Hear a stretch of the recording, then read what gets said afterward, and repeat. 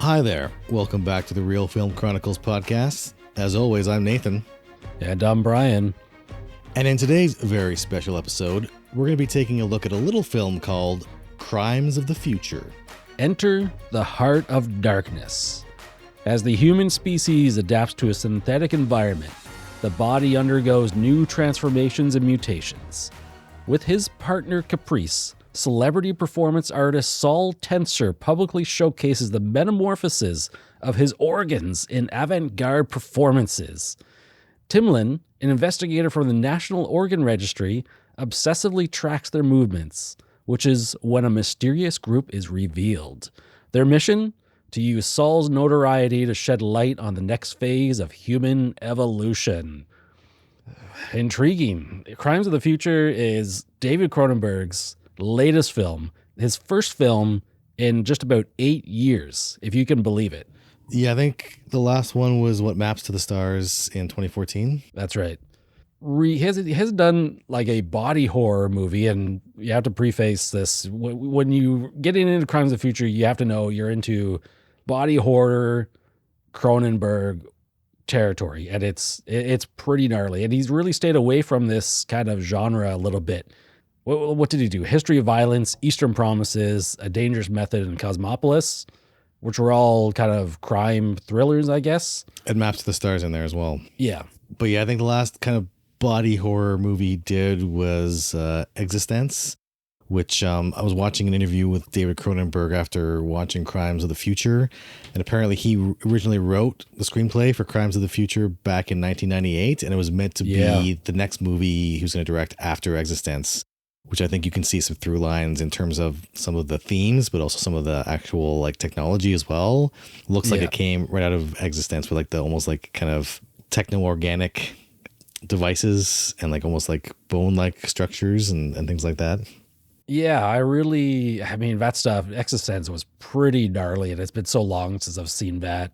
But this one with the organic hardware and the software, which doesn't seem that unrealistic now when they're making advances in using like living tissue, like living cells to do computer tasks. Like they're storing data in cells, and like cells have a specific amount of like terabytes and whatnot that they can hold, and you can actually process from like a computer. So it's like, this is an evolution of technology, and realized in like, I mean, they're pretty gnarly. Like what are some of the tech things? The big one at the beginning of the movie is the bed that you sleep in. And it's like, the bed is like connected to him, and it's supposed to like rotate him and like help him sleep better. And then there's a digestion chair, which helps you eat. And it's like, when you see it on screen, I mean, it looks completely ridiculous. It really reminded me of one of the things from Beetlejuice back in the 80s. Just sort of like the general like look of it. Yeah. When Lydia's sculptures come to life and is it Lydia? The mother sculpture, the mother's sculpture comes to life. Catherine O'Hara, but yeah, like her sculptures come to life, and like, I know exactly what you're talking about, that imagery. Yeah. Yeah. And it's like that line between your body and the technology is really blurred to some disturbing points, I guess. I have a feeling that we're going to probably want to visit David Cronenberg's filmography in detail in some director-specific episode sometime, but I want to get a sense of your history with Cronenberg. Like, do you remember your introduction into his work? I don't remember necessarily what the first Cronenberg movie I watched was. It's entirely possible it might have actually been like The Fly, which was a pretty well-known horror movie. Probably watched it not knowing that David Cronenberg directed it or who David Cronenberg was, and so in that larger context. One of the first ones I remember watching was actually Videodrome, which I think we'll discuss later, has a lot of connections to Crimes of the Future, thematically and also kind of visually and narratively as well. But Videodrome was really when I started my kind of love affair with David Cronenberg's filmography. There are certain movies out there that, I watch them and it literally impacted or changed the way fundamentally that I view the world. Like art that is so impactful, so meaningful. And Videodrome, I watched that movie and I was so blown away by that movie. Like for days, weeks, months, now years afterwards, I'm still thinking about it. At one point when I went back to school to do my master's thesis, #humblebrag. At one point, I was literally considering doing my entire master's thesis just dissecting Videodrome. Yeah. That's how impactful it was. But like, I still like it. It fundamentally changed my worldview. And then like once with Videodrome, I think that's when I really went back and went into his back catalog of, I think the next ones I saw were like Scanners, like Rabid, and then Shivers, going back to his early stuff. Yeah. But yeah, like I think really my entry was to David Cronenberg. It was really Videodrome for me. Really starting sort of like at the top of the pile there of like, yeah. Arguably the top. Yeah. For me, like I remember the poster for Naked Lunch in the late 90s. And I remember specifically my parents renting this movie. I don't remember watching it with them. I don't think I did. And I think the next day, maybe my dad and I were going back to Blockbuster to return this movie.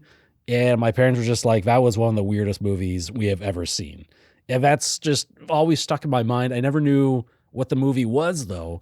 And honestly, I think maybe the first Cronenberg film I'd ever seen was A History of Violence in 2005. Because that would have been a movie with Viggo Mortensen right after Lord of the Rings. Is like, I think he pulled people into the theater to see that film. And after that, it's really tough to say. I mean, yeah, probably The Fly. I was probably aware of The Fly. And I don't think it was really until late 2000s or even 2010s before I started delving into more of the horror films. And that brought me into like Videodrome, especially with his Criterion release. And you're like, oh, a Criterion movie. And it's just one you got to check out because it's this weird Canadian sci-fi film. Yeah. And then watching Scanners afterwards. And I'm thinking of Existenz. Honestly, Existenz is probably one of the first Cronenberg movies I'd ever seen without knowing it was Cronenberg. And after that, it was just kind of like specifically going out to watch his movies. Like I do remember, a handful of years ago watching Rabid and Shivers, I think with you, watching The Brood, because again, it was in the Criterion collection, tracking down The Dead Zone, Dead Ringers, and finally watching Naked Lunch for myself and thinking, yeah, that was a really weird movie. I don't know what to think of that film. And more recently, like checking out stuff like Crash. And honestly, I still haven't seen Spider. Yeah. And that is probably the last movie I need to see of his, a feature film length. He has done quite a few short films that I have not really checked out. And of course, I think his first movie was Fast Company, which I don't think I've ever seen on disc or anything to grab, but that would be another early film of his. Yeah, this is definitely more of a director that I've discovered as an adult. I don't really have much nostalgia for his work coming from the 80s and 90s as a child. Well, yeah, it wasn't really the movies he was putting out weren't really probably at the age where we probably weren't seeing them or being allowed to see them by our parents. Yeah. Things like Rabid and Shivers and Scanners and the Brood and all that stuff. Really, that kind of makes sense. I remember History of Violence was probably one of the first ones I'd seen as well. Earlier ones I'd seen. I think I'd seen The Fly before that, and then really, the History of Violence, and then like Videodrome I picked up. I think it might have even been like a blind buy just because it was on Criterion and it was pretty cheap at Future Shop at the time. Honestly, that's probably the first Cronenberg movie I ever bought on disc was Videodrome because of that Future Shop connection to grab this. And it is a nice edition of the movie. Oh, I still have that one, yeah. Is there a favorite movie in that list of Cronenberg's work? Yeah, well, I think Videodrome is still, for me, that's like, it's top tier Cronenberg. And then I was drawn, I think, to a lot of the earlier stuff, the body horror phase. I'm a fan of all of his work, a huge fan of kind of, I think there's like maybe you could divide his work into 2 or 3 different kind of phases, or maybe 2 phases where you had like the horror stuff. This is more kind of philosophical works later. I think that phase that you were talking about, where he's looking at things like structures of power in terms of violence. We're looking at a history of violence, and Eastern Promises. Eastern Promises was another great Cronenberg film. Tremendous. But like all those ones where it's like looking at structural power, like political power, legal power, sexual power. I think sexual identity and sexual hierarchies of power is a common theme through a lot of his work, through all phases. But then his earlier work was like, that was what drew me, like Videodrome and like The Brood, Scanners. I loved to death as well. Loved his early movies like Rabid, Existence. I came a little bit later, but I really enjoyed that one as well. And the Fly, of course, I've grown to love that one more and more over the years as well. For me, Crimes of the Future was, I don't want to say a return to form for Cronenberg, but it was a nice kind of, I guess, throwback to some of his earlier work. Yeah, it's a revisit of those. I think Crimes of the Future in a lot of ways is very a contemplative piece for David Cronenberg. It's equivalent to, I guess, Martin Scorsese's The Irishman, and that these are both older men kind of looking back at their own legacies, and their movies are very kind of, maybe not literally autobiographical, but autobiographical in the sense that they're reflecting on their own work and reflecting on their own art and their own legacy.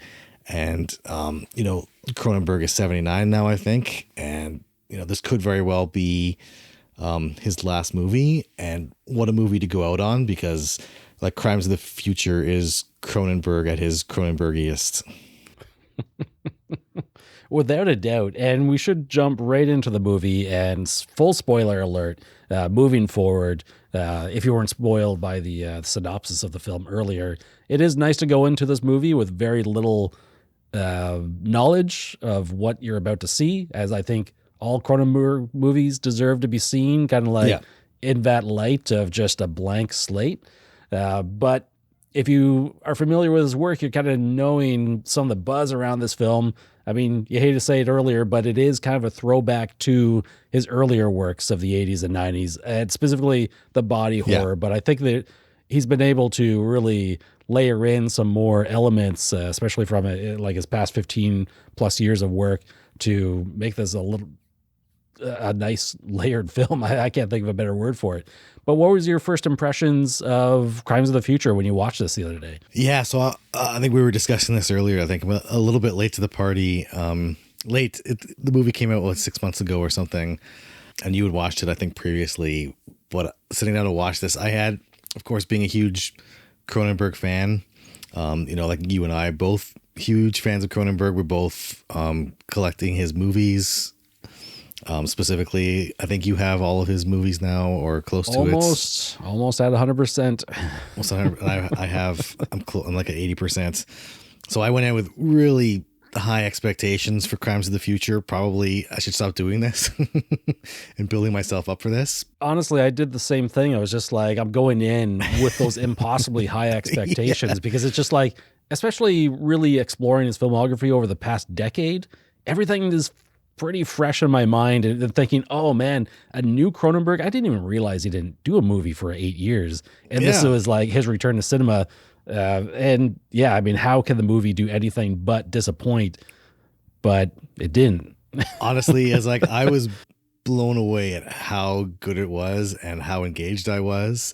Yeah. Like from that opening scene where I knew I was in for like a ride here. I knew I was in for some top tier Cronenberg, where it starts off with that little kid eating the plastic garbage can, and then his mother smothering him to death in his sleep. Yeah. The 12-year-old kid. I mean, it's like some really, really vivid, really Cronenbergian imagery here. And like from that first scene, I was automatically hooked. I mean, it was like from there on, it was. And I was saying this knowing that I understand why it might not be universally liked by a wider audience, because it's a slower paced film. It's a lot more contemplative.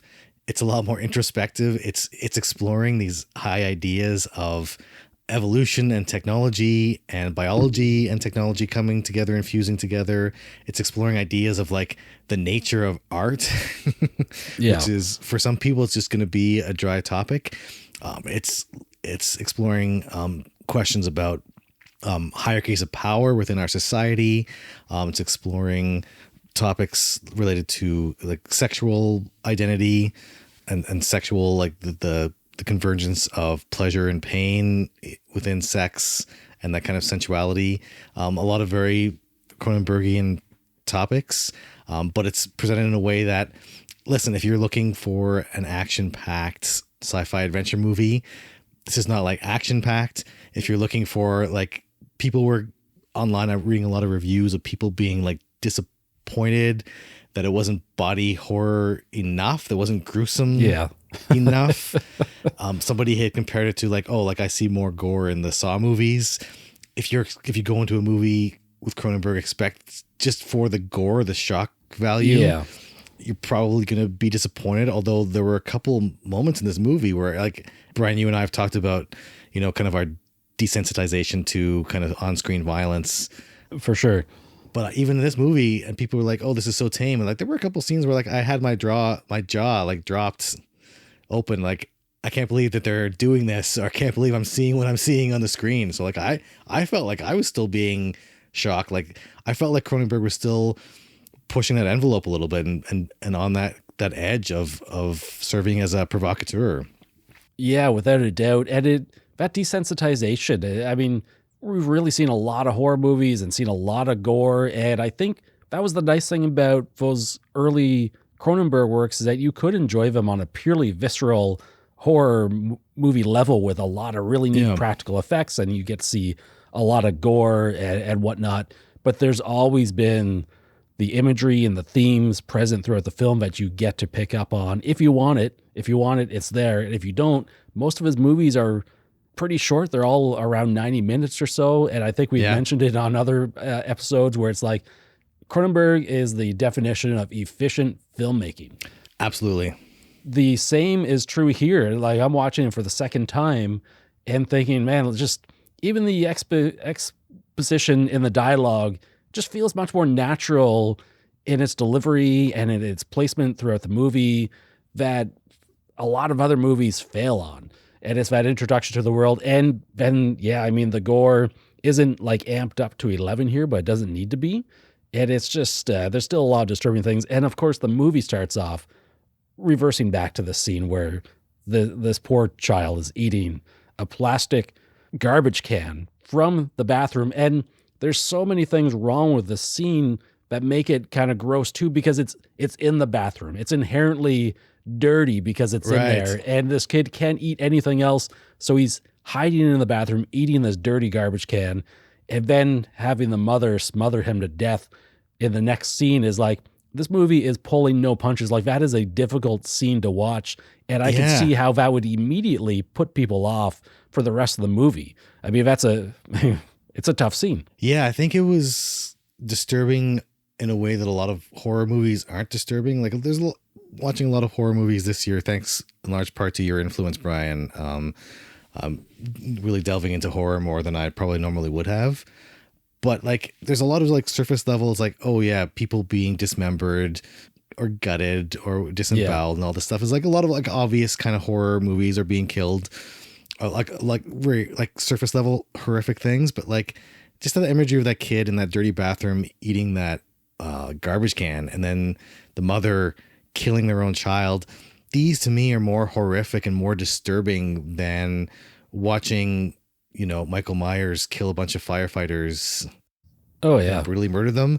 Like, that's, it's disturbing in the moment, but like watching a lot of the imagery from like Crimes of the Future is like, it's haunting. Like, I'm thinking about it days later. It's disturbing on that level because it's tied to the actual theme and it's exploring these deeper ideas. And that to me is more horrific than just seeing a dude in a mask chop up a bunch of teenagers. And then one of the main conceits of the movie, the motivational propellants, is the father wants to have a public autopsy of his dead son, which is kind of a very taboo. And this is a future society here where there's not a lot of taboo left, right? Like bodies are freely explored, on display. There's a lot of interesting things going on there, but it's like to do an autopsy on this child is still a bit out there. And Vigo and his partner, Lea Seydoux, they have to, well, they don't have to do this. They have to decide if they want to do this. And part of the movie is just Vigo investigating why would this father want this to happen. It's just like, what is going to be revealed during this autopsy, right? So like going back to the economy of storytelling of this movie, I love that there are certain things about this future dystopic society that are just hinted about in some of the dialogue and some of the imagery. Like he doesn't spend a whole lot of like an hour world building where it's shooting exposition at people. But a couple of key things to note here in this future world. One is that for reasons that people don't necessarily understand, people are feeling little to no pain now in their lives, physical pain in their lives. And that people don't seem to be getting infections anymore. Yeah. So which leads to people, I think one of the workers at the National Organ Registry says specifically that like the people are doing like tabletop surgeries. Everybody's become a surgeon now. Yeah. Yeah. But the thing with Viggo Mortensen's character, Saul Tenser and Lea Seydoux, her character Caprice, so Saul and Caprice, they're performance artists, and their whole routine is essentially because in this future, people are starting to now spontaneously grow additional organs, and they're supposed to have them removed and registered with the government. But what Saul and Caprice do is they're performance artists, and they have this Cronenbergian pod. It's in universe, it's a repurposed autopsy machine, but called they do the Sark, yeah. And they do a live performance of her using this technology to cut open Saul, tattoo these spontaneous new mutation organs, and then removing them and then putting them on display, all while it's being watched by this audience. So like live surgery, which especially, sorry, keep going. Yeah, no, look, just to put that into context. And then like the father, what is his name? Lang, played by Scott Speedman, which is great. I haven't seen Scott Speedman in a lot of stuff recently. He does very well in this movie. Yeah, good to see him back in action. He approaches Saul. Saul's really well known. He's a very famous performance artist. People know him really well. And then he approaches him on the street and asks him like, man, you should do a live autopsy. You have this autopsy machine. Do a live autopsy of my son who was murdered by his mother. And he's like, well, like, what do you like? He's curious. It's like, why would you want to do this? Like, it's a very like, usually like the death of a child is usually something's like, oh, that's a private kind of mourning. That's a huge tragedy. Usually people want to keep it private and mourn it. So like, he's curious right away. And he's like, well, at one point he asks him, I don't know if it's at that initial meeting or later on, where he has the father, like Lang has his son's dead body in a chest freezer. Yeah, it's a little later on. Like in that first meeting, I think he's just saying he's promising something will like come out of his son that's like will wow and shock people. And when Vigo is just like, well, listen, I mean, the government can do an autopsy. It's like, this is not a performance. He's just like, oh, wait until you see what's inside of him. And he also, Lang said, whatever's inside of him would be covered up by the government, which is itself intriguing. Yeah. And he's like, what? And I asked him at one point, I was like, like, I thought you were trying to push boundaries and stuff. Like, what are you afraid of? And Saul replies like, I'm afraid of everything. Yeah. Kind of walks off. But that's where he gets the kind of seed in his head for that whole performance piece, which, spoilers, they actually end up doing in the end an autopsy on a 12-year-old kid, which we'll get to. Ooh, it's which pretty brutal. People who are saying is like, oh, this is really tame and not body horrifying enough.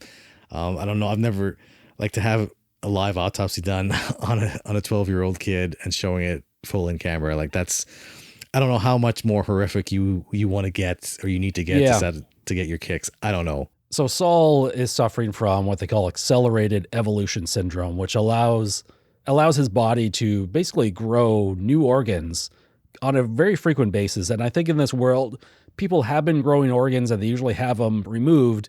And the National Organ Registry is kind of a new government department that like does exist, but also doesn't exist. And I love how aloof the two workers who are throughout the movie, and that they are kind of blurring the line of legal and illegal activities. Like they shouldn't be seen at these performance events, but it's like, no, they can't help themselves. They're really intrigued by the art of it.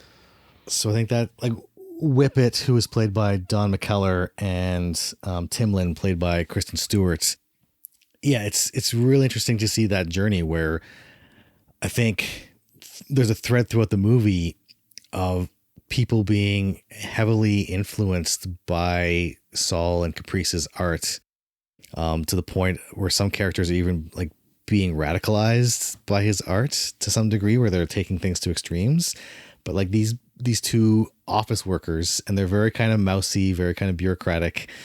They're kind of taken with Saul and Caprice, and they end up going to one of their shows, which I think you had mentioned. Like Whippet says at one point, is like, I could be fired just for being at one of these shows, because like technically, like, you know, this is all not strictly speaking the most legal thing in this new wonderful society they have. But it's interesting because that's one of the key themes in the movie is the human body, negotiating the politics of the human body in relation to existing social structures and hierarchies of power in terms of like legal power and political power, artistic power, economic power. So really those two characters represent the bureaucratic or governmental powers that be. And really the as we find out later, they're representing kind of the status quo, where they're trying to keep everything kind of the same.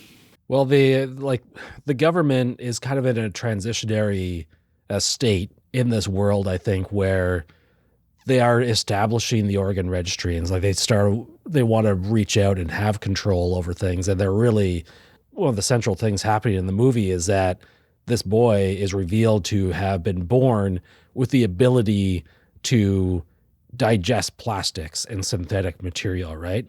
And the government has considered this no longer human. And it's just like they want to keep an eye on the rapid evolution of humans and determine, are you human or are you not human anymore? And they want to like snuff that out as quickly as possible. So it's like they're fairly pleased that this child is dead already. And of course, the big kind of reveal at the end is that Timlin is a sort of another secret agent of sorts who has been able to get access to the boy's body and like has replaced his digestive system with like artificial parts that are already tattooed, and showing that it's like, oh, this was kind of a hoax, that he was a natural born plastic eater, right? Yeah. So like really what we're looking at in terms of that thematic element of the shifting power structures is there are essentially kind of two camps or two philosophies in the movie when it comes to this idea of human evolution, right? There's people who want to maintain the status quo to maintain power over people, and there's people who want to challenge the status quo and disrupt the current social order to initiate progress, in this case represented by evolutionary progress, right? So you have people like Lang and his fellow plastic eaters who are literally going in and performing surgeries on themselves. So they're surgically altering their bodies and their body systems to eat and digest plastics and other synthetic materials that we're making or producing in the world, right? So the way they see it is like, oh, we're living in this synthetic world. We're running out of natural resources, and we have all this like, industrial waste that's being put out. Like evolution is adapting to one's environment. So like what we're doing is we're adapting our bodies to the synthetic world that we've created. But fundamentally, from the government's point of view, represented by the National Organ Registry and represented by Cope the cop. Mm-hmm. His name was Cope? Yeah. So that dude, he's representing like the essentially like legal structures of power. They have a vested interest in maintaining the status quo because I think at various points in the movie they talk about, oh, if these people are evolving these different organs, the government's worried about them not being human anymore. And when you have essentially non-human intelligent species, all of a sudden that brings up all kinds of questions like legal questions, political questions, social questions, economic questions, and it also it's revolutionary, right? And so, but it's revolutionary, which means that, you know, police lose control, then legal systems lose control, governments lose control, corporations start to lose control. And so they have a vested interest in keeping things the way they are. And at the beginning of the movie, you see Saul's art, which is thought to be so subversive and so revolutionary. He even admits later on, it's like, well, his art is actually pretty reactionary in that he's trying not to evolve, right? He's trying not to embrace the direction his body's pushing him. He's cutting out these internal organs that are growing seemingly almost like tumorous, cancerous. He sees them as an invasion of his body trying to impose meaning on him, on his life. And his art is essentially him trying to, in one sense, his art is him trying to take back control of his body and like take back the meaning of his own body, taking out the organs that he doesn't want and tattooing them with some other kind of iconography to impose meaning on them. But on a fundamental level, he's on the side of, he's actually, for as subversive as his art seems to be, he's actually on the side of the corporations and on the side of the government and on the side of the police in refusing to acknowledge that his body might be trying to adapt and evolve beyond the control of those systems currently. So it's this weird kind of irony of, yeah, his art seems subversive, but it's actually really reactionary and really in line with the status quo and enforcing the status quo. And he's literally on the side of the government and law because he's working with the police as sort of an undercover agent throughout this entire like performance art scene and like the body modification and organ harvesting scene. Exactly. Another reference to Eastern Promises, where Viggo Mortensen also stars as a double agent as well. Spoilers for Eastern Promises. But yeah, keep going. This is a great part of the movie as well. And really Caprice is really I think the artist here. I think Tensor even says like his body is that the reactionary stuff? Like his body is going through this quick evolution. He didn't really have any control over it, but it's Caprice who's doing the performance. She's controlling the removal. She's doing the tattooing beforehand and whatnot, right? Well, there's some question around that. I love that too, where it's talking about what does it mean to, what is art, right? It's asking these questions like, what does it mean to say that this is art? Because I think at one point Cope says, I have a lump on my abdomen. You see it. Picasso, Duchamp, Francis Bacon, perhaps. Am I an artist now because I have this tumor growing? I'm paraphrasing that last part. But Timlin responds, he, as in Saul, he takes the rebellion of his own body and seizes control of it, shapes it, tattoos it, displays it, creates theater out of it. It has meaning, very potent meaning, and many, many people respond to it. Yeah. So here we have this philosophical debate about what it means to be an artist, what constitutes art. I think that's really, really interesting, depending on what side you come down on. Is like even Saul doesn't see himself really sometimes as an artist. He's like, I'm just cutting out parts of my body that I don't want. And people seem to respond to this. I was just say for him, like, if you don't remove these new organs, they will basically kill you, right? And it's just like, so he thinks, right? So he thinks, yeah. And it's just like a lot of other people have had their organs removed because they are essentially like tumorous, like they are a cancer for the most part. But evolution is happening so quickly in his body. One person's cancer is another person's evolution, right? One person's mutation is another person's evolution. So the government and the status quo, the other powers see is like, oh, these new organs are they're tumors, they're cancers, they need to be cut out. But there's other camps that see is like, no, these new mutations or cancers, as you call them, are the next stage of human evolution. That's the way we progress. But there's a question you said about whether or not Saul is an artist.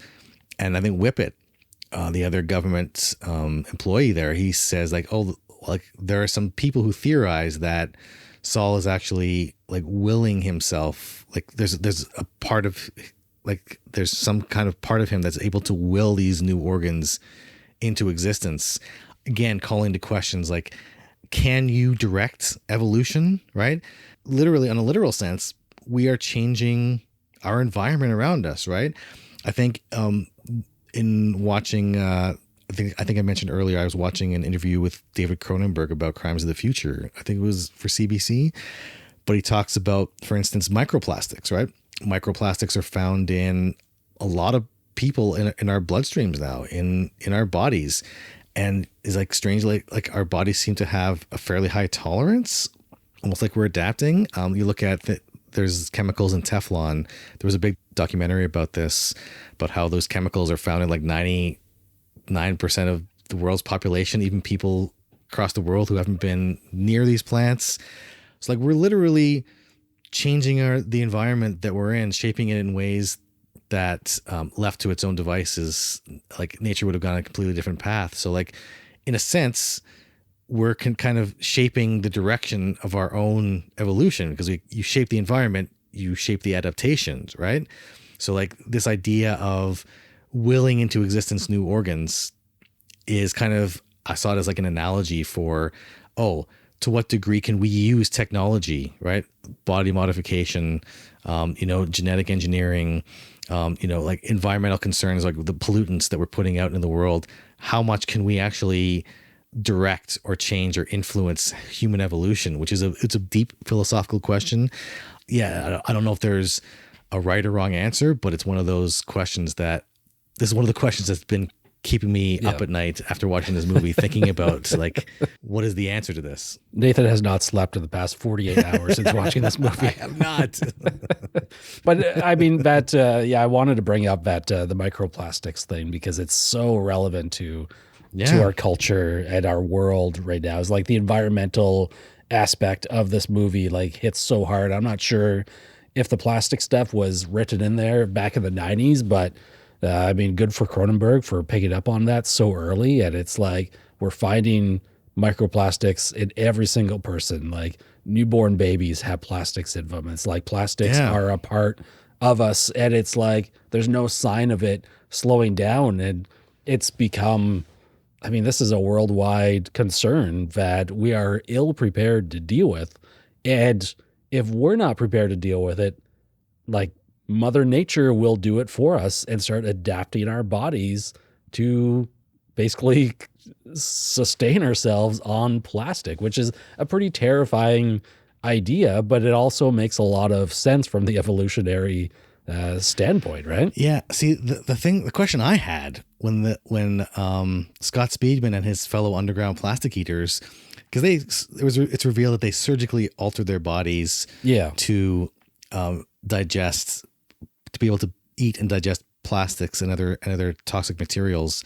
Like you'd have to like essentially adapt every system too, like including like taste receptors, right? Because like it's one thing to eat plastic, but it's another thing, like it's got to still taste good enough that you can actually choke it down, right? I gotta say, like, like they have these purple like chocolate bars, and there's Plastic an early bars. scene where the plastic bars is just like the one guy, it's an undercover agent at one of these shows, and he sees Lang like set one of these bars on the counter, and he has a bite, and he immediately just dies. Like he cannot handle this thing, right? So the stakes for accidentally eating one of these bars, but when Lang is biting into it, I'm thinking that thing looks pretty delicious. Like it looks kind of soft and chewy.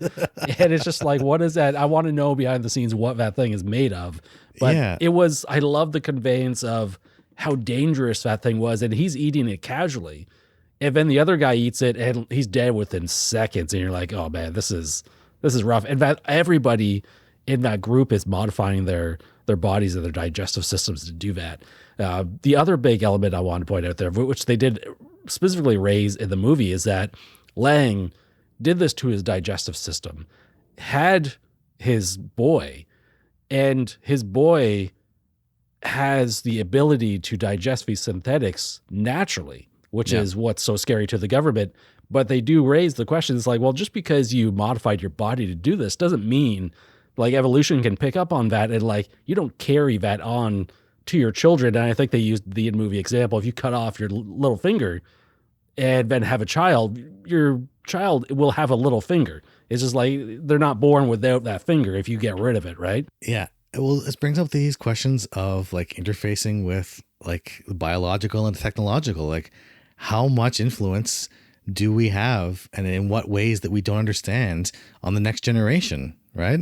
Like, I think the whole thing with microplastics and other chemicals that we're finding in kids' bodies was like, how much of it was intentional and how much is unintentional? How much can you, through the way we modify our bodies now, even though it seems like it's on, like, even though it seems like it won't pass that generational barrier, how much of it actually is, like, on a literal level, how much can pass the generational barrier? But maybe the way to look at it is more like on an allegorical level of, you know, the things we're doing intentionally to ourselves having unintentional consequences on our children, for better or worse, whether we embrace or reject those changes. Without a doubt. And then there's the sex. And everyone in this movie is pretty horny, right?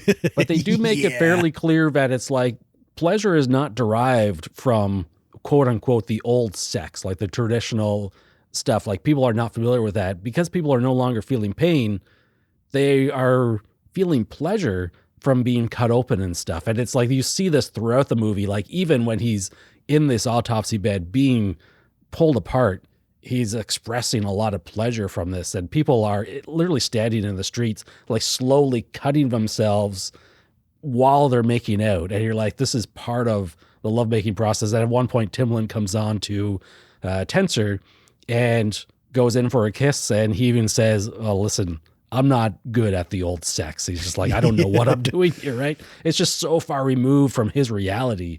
That was really fascinating part. And I think a lot of that almost served as a bit of comic relief throughout the movie. It's just like, that's the absurdity that Cronenberg is maybe known for, and that you get on that level, just to like line things up a little bit throughout the film. Well, it's interesting that I think that idea this relates back to, I think, another of his seminal works, Crash, exploring that idea, the connection between pleasure and pain, specifically in the context of sexual intercourse and that kind of intimacy. There's a couple things here that's really interesting, the ideas he explores. So at one point, this is Whippet in the movie, one of the government workers. He says, human evolution is the concern, that it's going wrong, that it's uncontrolled, it's insurrectional, it might lead us to a bad place. Look what's happened to the pain thresholds, for instance. The world is a much more dangerous place now that pain has all but disappeared. So like we always think, I think most people think of pain as a bad thing, right? We associate negative emotions with pain, but pain has its uses, right? Pain like fear is a warning system. It tells us like, oh, something's wrong. We need to, get this looked at. Something's broken down in our body that we need to fix. But also thinking about it now, just in hearing what you said, you think of extremes, right? You can't have light without darkness. You can't have pleasure without pain.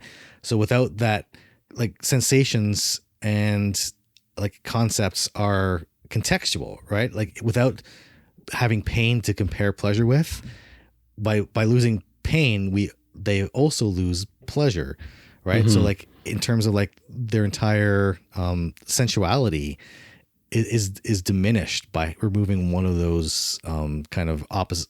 You can't remove one side of a coin without removing the other side of the coin. It's the whole coin goes, right? You can't have one without the other. So it's interesting that at one point Timlin says, surgery is the new sex, which is it's such a great Cronenbergian line. It reminds me of like "Long live the new flesh." It's this great line. But like, thinking about surgery, right, and like how it kind of replaces sex in this movie or becomes a surrogate for sex. Surgery is fundamentally, it's a penetrative act, right? Without getting too graphic, surgery involves entering another person or having another person enter you. So I think there are some obvious, like, literal symbolism parallels between surgery and sex.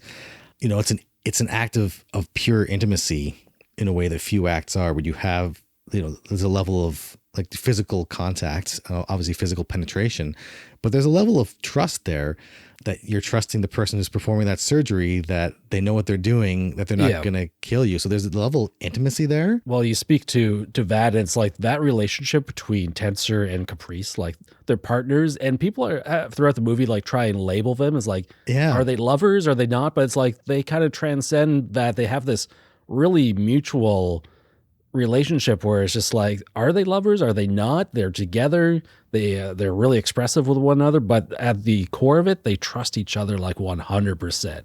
Yeah, they're artists, and they do have like, essentially, when Timlin says that surgery is the new sex, all of a sudden their performance art, that is Tensor and Caprice's performance art, is like, you see it in a new context where they're performing surgery, and you see that kind of look, like you said, of ecstasy on Tensor's face when he's having this surgery performed on him, and you're like, oh, I get it now. Like, they're literally performing this erotic act in front of, essentially having sex in front of this group of people, and the only way they can feel anything is to have that pain, right? So they get the pain. There's a translation between pleasure and pain then, but because our pain centers apparently in the future are largely diminished, you have to kind of up the ante in terms of delivering pain. So like surgery, they're cutting into each other without no anesthetic. And apparently they're feeling, even that, they're not feeling the full effect of that in terms of, if you or I were to be cut in that way, we would probably pass out just from the sheer trauma of it, the pain of it. But like Viggo Mortensen, his Saul Tensor's like, he's getting off on it. Or there's another scene where, again, one of these scenes where I had my jaw kind of open, where he has this, he's getting ready for the inner beauty pageant, and he has this, essentially this zippered compartment. Yeah, he gets a zipper installed on his abdomen, And like Leah Seydoux, her character, Caprice, opens the zipper and starts performing oral sex on this orifice on his stomach. And what is the funniest line when he comes back, because the camera's panning up to Viggo, and he sort of just like, oh, this is great and everything. He's just like, just don't let anything fall out, please. Right? He's like, careful not to spill. You're careful not to spill. Yeah. Because now his body's just open. Like his guts could just come pouring out of his body. It's so gnarly. And it's honestly, for me, it was hilarious too. Yeah. But it was really interesting exploring that connection between pleasure and pain. We don't often think about that ecstasy in the act of sexual intimacy. There's a border there between pleasure and pain that we don't think about. We always think about like maybe in general discussions, we think about like sadomasochism as that kind of extreme example of combining pleasure and pain. But I think on a wider scale, a lot of people, that act of sexual intimacy, there's an element of pain involved, and pain can be pleasurable. And I think there's a paradox there in the human experience that I think David Cronenberg has touched on in this movie, and he's touched on in other movies as well, notably Crash. But I think there's a through line through several of his movies. You look at A Dangerous Method as well. So that's specifically like kind of psychological pain. But I think there's a through line in his movies as well. It's really interesting. Another, again, a great topic of discussion. I don't know if there's necessarily a right or a wrong answer to this, whether surgery is the new sex. Certainly in this world, it makes sense. But I thought it was like such an interesting idea. And it was like this, it's one of those brilliant ideas that seems so obvious on the surface, that using surgery as an allegory for sex, or as a surrogate for sexual activity in this world. And I was like, it was one of those ideas that was so brilliant that you wish you'd thought of it yourself or made the connection yourself before. And that, it was great. Do you think that watching his previous works like Crash and Videodrome and whatnot are sort of like mandatory viewing to get the maximum meaning out of Crimes of the Future? Like, is this the culmination of 30 plus years of filmmaking? I think Crimes of the Future is definitely one of David Cronenberg's most self-reflexive works, probably his most self-reflexive work. I think you can tell watching this movie that partially this is David Cronenberg making a commentary on his past work and all the themes that he's explored. Like this, if you were looking for kind of a summary of all the themes that Cronenberg has explored throughout his entire career and his entire filmography, I think Crimes of the Future pretty much has a little bit of everything. It's almost like a perfect summary of his entire filmography, even like the whole double agent thing, which he explores a lot in like Eastern Promises and also Videodrome, the whole fusing of the biological with the technological and the effect that the technology is having on human evolution. I think also, even just in terms of some of the visual, like having the main characters be these performance artists. And I think we've talked already about how this movie comments about what it means to make art and what art is. But really, like, look at the artist. Like Saul Tenser is literally reaching inside of himself, or having somebody reach inside of him, tear pieces of himself out and put it on display for audiences. And if that's not, a perfect metaphor for movie makers and other artists and what their art means to them and what it feels like to make art. I mean, I thought, to me, that was a pretty obvious metaphor. And I thought like that this seemed like a really personal movie for Cronenberg. And like literally like Saul Tenser, what he was doing is an allegory for what I think David Cronenberg has seen himself doing over his career, which is reaching inside of himself, putting his most intimate parts on display for audiences, ripping pieces of himself out and putting it up on the screen for people to see and for audiences, and having that dialogue with people. So I think just on a fundamental level, in terms of theme and narrative, like Crimes of the Future is really, I think, David Cronenberg, 79-year-old David Cronenberg, looking back over the past, 40-ish years of filmmaking and his entire pantheon. So like, I don't think it's necessary to have watched his previous movies to fully enjoy Crimes of the Future. But I think if you do watch his other movies and then watch Crimes of the Future, I think you'll get a lot more out of it. Like, I think I used the analogy before of this is kind of equivalent to Martin Scorsese and The Irishman, where like you can watch The Irishman in isolation, never having seen a Scorsese movie, and appreciate it and really get the themes. But then you go back and watch Mean Streets and Goodfellas and Casino, and then couple that together with The Irishman, and it's like, oh my God, you look at it's a self-referential commentary on his own filmmaking and some of the themes in his own other movies. And that to me makes Crimes of the Future, as a Cronenberg fan, with Crimes of the Future potentially being his final motion picture that he's putting out, it makes it especially poignant for me. Maybe I'm getting into spoilers about how much I love this movie, but like, this is like Crimes of the Future. If you could imagine like the perfect movie for David Cronenberg to end off his amazing career, like Crimes of the Future would probably be the perfect movie that you would imagine for Cronenberg to cap off his career. It's really sounding that way. Yeah. You've definitely sold me on that angle there. Did you have anything else to add before we do jump into our ratings on this film? No, I think we talked a lot about the major themes. Honestly, I'm in the process of writing one of my legendary blog posts / articles about this movie. We've been focusing more on the podcast side of things recently. So the blogging has kind of, I think we both kind of put it to the side to focus our energies on podcasting. But really, Crimes of the Future, after watching that and after starting to jot down notes for this episode, I feel like this movie is so powerful. I feel compelled to write about it. I feel compelled to add to that dialogue. I can't stop thinking about it, to the point where, like, to use a sexual metaphor that he's using, I feel compelled to like ejaculate these feelings and these emotions out through my own artistic outlets, which is, for me, is the written word. Typically is right. I love to write. And so I could write, on each of these themes, whether it's, power structures or the nature of art or the connection between pleasure and pain within, sexual intimacy, human evolution intertwined with technology.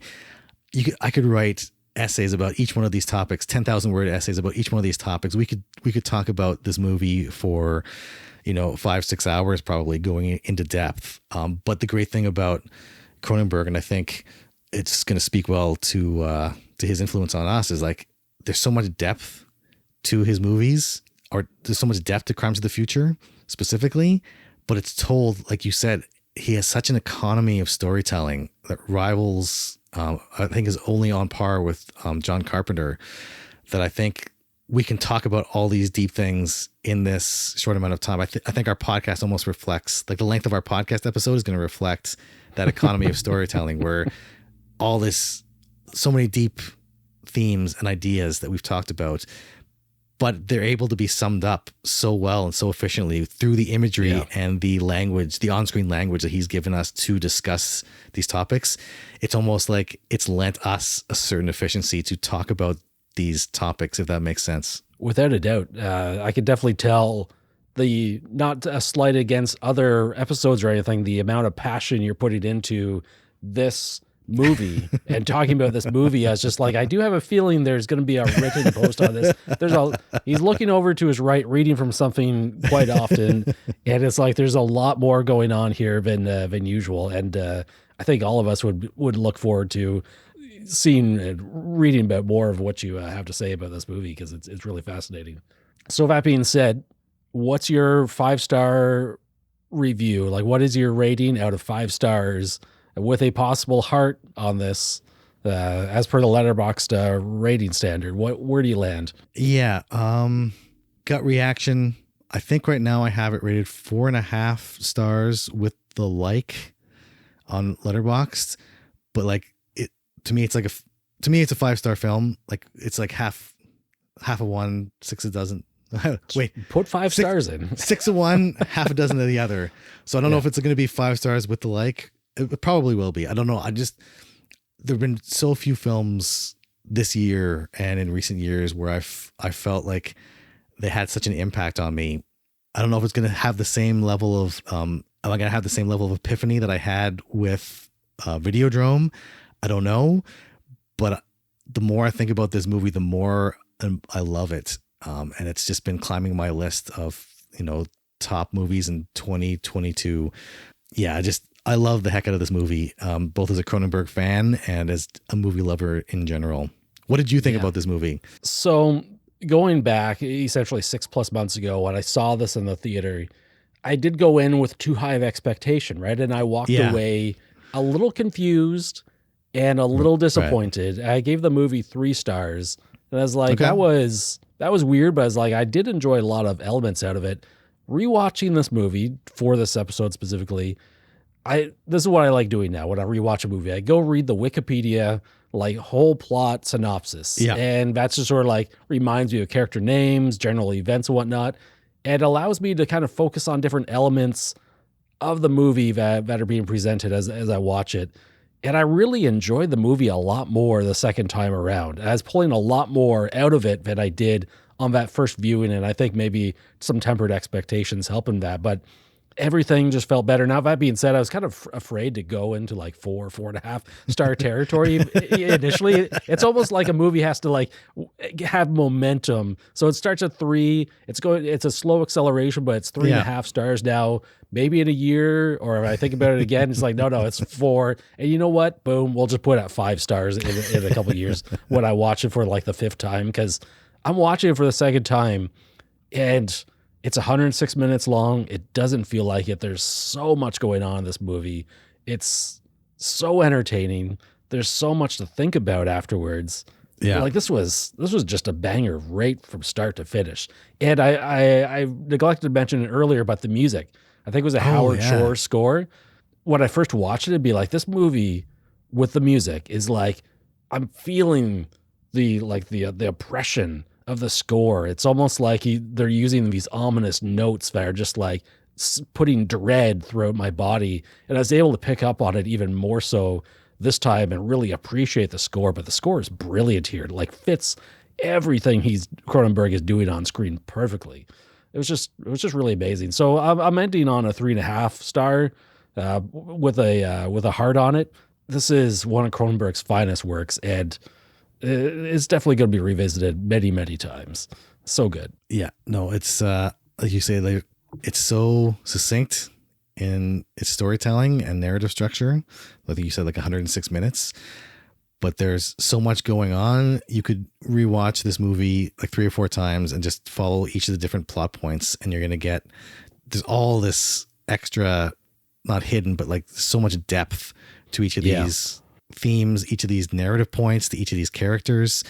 Yeah, watching it, it's one of those movies where you go back and rewatch it and get something, you'll pick up something new that you didn't catch the first time, and something clicks in your head, and oh my God, yeah, this is even more amazing.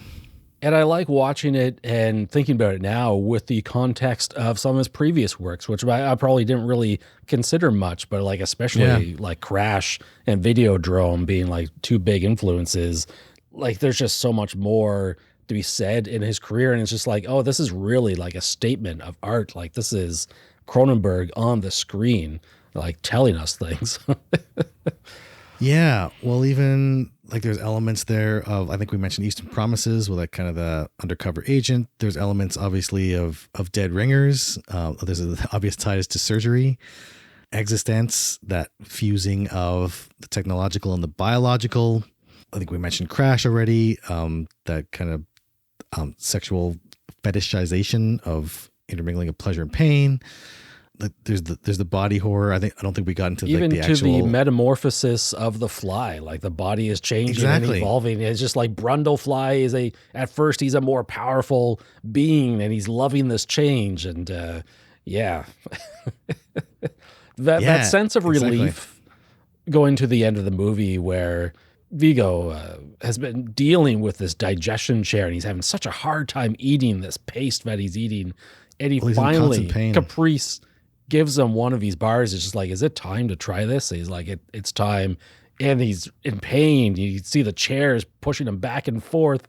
And he eats this bar and the camera starts panning out a little bit. And it's just like this instant relief. The chair no longer is moving. It no longer needs to function to help him digest this. The chair knows he's got what he needs and he's got his kind of happy ending there. His body has hyper evolutionized into eating and processing synthetics, and it's just it was pretty magical. It was kind of it was an amazing, and I know a lot of people reading comments online thought that the ending was really abrupt, but I thought it was like it ended at the perfect time where you see that look on his face where he eats that plastic bar and you realize because he's been in pain the whole time, where he's constantly coughing and he's going to the doctor and he's like he keeps saying, he's like, yeah, I mean, people are like wondering at him. Like Caprice is like, what's it like to feel pain? Because he's one of the few people who feels physical pain still. That's right. And he's trying to describe what pain feels like. But he's like but you feel that pain, like just like he's constantly like crouched down in the corner and stuff. Is almost like he's like getting in a position where he feels comfortable. Well, I think we've all been in that situation where like, you know, like you get sick and you get like stomach cramps or something, and like you curl up in a position is like in a weird position, whatever makes you feel comfortable, right? You do whatever you can to deal with the pain. And then at the end is like, you realize like, oh, he's been cutting these organs out because he thought they were cancerous or tumorous. And at the end you realize like, oh no, he bites into that bar of plastic and the digestive chair stops moving, like you said. And there's a look on his face of like, is it pain? Is it ecstasy? Is it relief? You know, like whatever it is. And you realize like, oh, his body was trying to evolve like in the way that the plastic eaters, were trying to push evolution. And there's all these questions. Is he going to embrace this kind of new revolution? Yeah. Is it just like a personal epiphany? Is it going to be a larger, like he's almost like kind of this like messianic figure in the art community where he's revered to this certain level. And if he comes out as a natural born plastic eater, you know, it could potentially start a revolution. But I loved how we never got to see the inner beauty pageant, which was going to be people like looking at like all their weird growth organs inside. I love how people are saying, oh, all this stuff never got resolved. But like, yeah, that's kind of the point, is that there's all these tensions and all these factors in play, and it's left to the audience's imagination. This is a movie that's really, it's not trying to give some grand narrative. It's trying to ask these deep philosophical questions of the audience and giving us a starting point to have these discussions. It's not meant to have like a traditional good guy, beats the bad guy, gets the girl kind of traditional narrative. This is a deeply philosophical movie, asking deeply philosophical questions and leaving it up to the audience to have those discussions and come up with their answers. So if that's not your kind of movie, which is fair, it's not everybody's cup of tea, you're probably not going to enjoy this.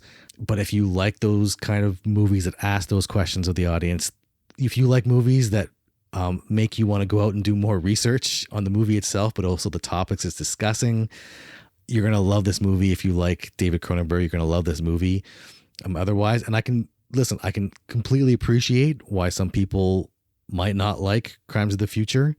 It's a very different kind of narrative structure, very different than a lot of the mainstream movies that we've been seeing, more traditional kind of narrative structures in recent years.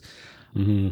Even if it doesn't sound like your kind of movie, I would encourage you to get out of your comfort zone. Give it a try. If you don't like it, go back, watch Top Gun Maverick again.